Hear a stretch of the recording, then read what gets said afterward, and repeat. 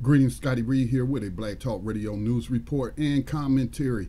This particular report and commentary, I want to take a look at the comments that were recently made by Representative Maxine Waters, who is out of California, as people are saying that she called for violence against Trump supporters, which is a lie.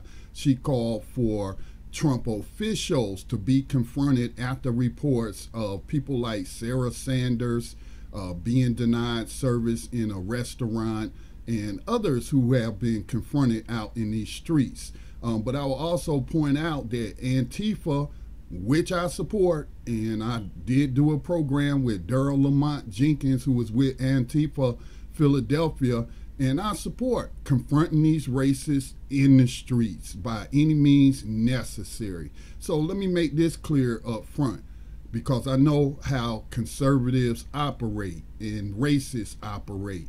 I'm not a Maxine Waters supporter. I do not live in California. I don't support the Democratic Party. I don't support the Republican Party. And my stance on both of those parties are well documented. But I do have to say that I do support Maxine Waters' comments on confronting these Trump officials. But I wanted to point out the hypocrisy of these conservatives, suspected racists and bigots and Trump supporters, and acting like they're so outraged by Maxine Waters' comments. And also those liberals who are calling on Maxine Waters to apologize. I don't remember Nancy Pelosi calling on Donald Trump to apologize for his comments and telling the police to jump on to beat up suspects. I don't recall Paul Ryan, who is calling out Maxine Waters, calling out Donald Trump for any of the violence that he promotes. So let's take a look, as I have documented inside our social media community, btrcommunity.com, their hypocrisy. So let's take a look. In this thread, I first want to share with you Maxine Waters' exact comments. I don't see any violence being promoted in these comments. So, you know, I'm talking about the hypocrisy and the hate of conservatives, liberals, and Trump supporters against Representative Maxine Waters. This is an excerpt from the CNN article that's posted here. Maxine Waters encourages supporters to harass Trump administration officials. Now, these are her exact words. Representative Maxine Waters called on her supporters to publicly confront and harass members of the Trump administration in response to the zero-tolerance policy that led to the separation of families at the border. The California Democrat and vehement critic of President Donald Trump made the comments on Saturday, first at a rally in Los Angeles and later in a television interview. The comments, which come after several Trump administration officials have been recently protested at restaurants, have raised fresh questions about the state of American political discourse and were seized on by Trump for political gain. Let's make sure, now these are her comments, let's make sure we show up wherever we have to show up. And if you see anybody from that cabinet in a restaurant, in a department store, at a gasoline station, you get out and you create a crowd and you push back on them and you tell them they're not welcome anymore anywhere. We got to get the children connected to their parents, Waters said at the Wilshire Federal Building, according to a video of the event. We don't know what damage has been done to these children. All that we know is they're in cages, they're in prisons, they're in jails. I don't care what they call it. That's where they are. And Mr. President, we will see you every day, every hour of the day, everywhere that we are, to let you know you cannot get away with this, she added. It also goes on to say Waters appeared on MSNBC later in the day to double down on her remarks, saying she has no sympathy for members of the Trump administration. Again, I'm not a partisan political person. I'm definitely not a person who aligns themselves with someone just simply based on their skin colors. You got a lot of Republicans who support Donald Trump, as I've made videos about that and support this policy. You got black people who support it, and you know, so I made videos documenting that. So I don't align myself with people's views and comments or opinions simply because they may be black, but I certainly support these comments by Representative Maxine Waters. Now let's get to some of the documentation. You got on Twitter, hypocrite and crisis actor Alex Jones harassing Bernie Sanders at an airport. Let's just look at some of the video.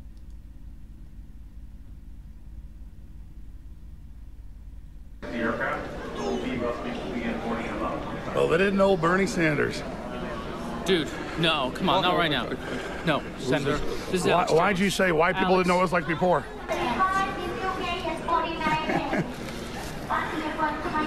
Let me guess, you guys aren't flying first class, are you? Why is he running? Anyways, you guys flying first class, you shouldn't be. I got a coach ticket in my pocket. They don't do that in Venezuela. All like his $100,000 bounty. I'm gonna walk this way. Don't touch me. You just hit me, bro. You put your hand up. Oh, you're gonna do that socialist thing where you're like bumping into people and say they did? Alex, I'm walking back. Hey, Bernie. Bernie, why are you running, bro? There we go. Karl Rove didn't run like this. He at least talked to me. I'll talk to you. You want to have a conversation? Well, he said white people don't know what it's like to be poor. This is why people are poor. Why? Because you're following what? He said white people don't know what it's like to be poor. I thought it was a really racist thing to say. When you're white, you don't know what it's like to be living. Okay, so we'll cut it off there, and it goes on further as Alex Jones does a monologue. But I also want to remind you that when the NRA came out with a video, which I will show you that article in just a moment, Alex Jones, because we highlighted his comments on New Abolitionist Radio, which is a program that I co-host and produced, that I created 6 or 7 years ago. Well, we're going into our 7th season, where Alex Jones was calling for violence against police protesters and urging people in their cars to run over these protesters if they block traffic. Now, you also had a number of Republican state legislatures introduce bills that would give cover under the color of law to those people in vehicles who run down protesters, like what we seen in Charlottesville, where Heather Heyer was killed and a number of people were injured when the good people, as Donald Trump called them, one of the good people, that, as Donald Trump has called them, ran these people over with this vehicle that you see here. Okay, so, you know, let me just read a little bit, excerpt from the article that was posted on the outline.com. North Dakota started the trend in January with a bill in the aftermath of protests at Standing Rock that aimed to shield drivers who kill protesters with their cars from criminal and civil liability if they exercise so-called reasonable care. The bill narrowly failed in the North Dakota House. In February, Tennessee State Representative Matthew Hill proposed a bill that will have also banned lawsuits against drivers who hit peaceful protesters. His bill, or Hill's bill, died in committee. The Florida Senate iteration of the bill, introduced in February, meanwhile simultaneously created a misdemeanor for someone who obstructs or interferes with the regular flow of vehicular traffic, and barred lawsuits against drivers who unintentionally hit protests. The burden of proof would have been on the protester who was hit by the car. That bill died in committee. Rhode Island had a similar bill introduced in March. A week later, it was held for further study. And in my home state of North Carolina, a similar bill was also introduced. Okay, so these people have a long history of calling for violence, of terrorism, racism, and what have you. I thought, you know, First Amendment and protesting was an American tradition, but, you know, it just depends on your skin color or who you're standing up for and who you're standing against. Also, David Clarke was on Twitter today with his hypocritical self. This is an article from CNN where it states that former Sheriff David Clarke Twitter blocked after violent anti-CNN message. This is where he was calling for violence against CNN reporters. Ex-sheriff and Trump supporter David Clarke Jr. calls for violence against the media. As CNN reports today in an article bylined by Tapper, Clarke's account was suspended, at least temporarily, after Twitter received complaints about several of Clarke's tweets. And one, the right-wing ex-lawman wrote, "When lion-lib media make news," I guess he was trying to say fake news, "to smear me, the antidote is to go right at them, punch them in the nose, and make them taste their own blood. Nothing gets a bully like lion-lib media's attention. Better to give them a taste of their own blood." Now, David Clarke came to Charlotte some years back, and he was on an airplane where he was recognized by this black man. And the black man started calling him out and telling the other passengers that, hey, black people don't support David Clarke because David Clarke's black. We don't support him and what have you. Did David Clarke get up and punch the man in the nose? No, he didn't. He snuck up behind him, and while the man was sitting down, there was some reports that the man had been drinking and might have been, slightly inebriated. But David Clarke snuck up behind him after he had called the police, after the plane landed, and had the police arrest that man. He didn't punch the man in the nose, as he's telling his supporters on Twitter to do to CNN and other people. All right. We should also take note that David Clarke has called Black Lives Matter activists scum and terrorists, and said if they come to your town to protest, to push them out. So David Clarke has a long history, and he is hypocritically on Twitter trying to call out Maxine Waters for telling people to confront Trump officials. Let's say the NRA. Here's an article from Newsweek. The National Rifle Association's newest recruitment video has garnered significant backlash, with some suggesting the minute-long clip is attempting to increase membership by calling for violence against liberal protesters. The video was posted to the gun lobby's official Facebook page June the 12th and has been viewed more than 2.7 million times and received more than 22,000 shares and 10,000 other reactions. It features conservative commentator Dana Loesch, a host for The Blaze, calling an unexplained group of people identified only as they, presumably those on the left side of the political divide, for a variety of supposed reasons. So this is a long documented history. Some of these articles are a couple of years old, some of them are more recent. Now, again, where do I stand? For those who have been following me for years know that I am heavily influenced by my ancestors. And when I say my ancestors, I'm talking about freedom fighters who came before me. I am an extremist when it comes to slavery and human trafficking as legalized by the 13th Amendment. No, slavery was never abolished. You've been taught a lie all your life. All you got to do is read the 13th Amendment. That is why I created New Abolitionist Radio, to spread a modern abolitionist message. And I have called on people to do the same thing to these private prison enslavers as I called, as Maxine Waters called against Trump officials. Now, my ancestors that I'm talking about, my freedom fighters, what did they have to say about extremism? While I would not classify what Maxine Waters said as being extreme, she did not call for violence or anything like that. But what did Malcolm X say about extremism? Here's a couple of quotes.